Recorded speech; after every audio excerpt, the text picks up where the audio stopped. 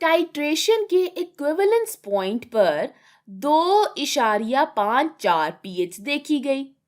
दर्ज झेल इंडिकेटर्स में से एंड पॉइंट पर सबसे बेहतरीन इंडिकेटर कौन सा है? जवाब पेश करें।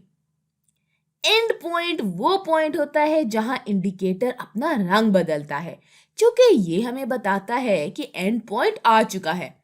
लिहाजा हमारे इंडिकेटर की पीकेए वैल्यू इसके करीब तरीन होनी चाहिए। अब इक्विवेलेंस पॉइंट पर पीएच बराबर है 2.54 के। तो आप देखें कि किस इंडिकेटर का पीकेए इसके करीब तरीन है। तो देखिए, हम देख सकते हैं कि थाइमोल ब्लू का पीकेए 2 के बराबर है, यानी थाइमोल का पीकेए इक्विवेलेंस पॉइंट की पीएच के करीब तरीन है। लिहाजा ये इंडिकेटर सबसे बेहतरीन इंडिकेटर है। इसकी वजह यह है क्योंकि इसका पीकेए इक्विवेलेंस पॉइंट के पीएच के करीब तरीन है।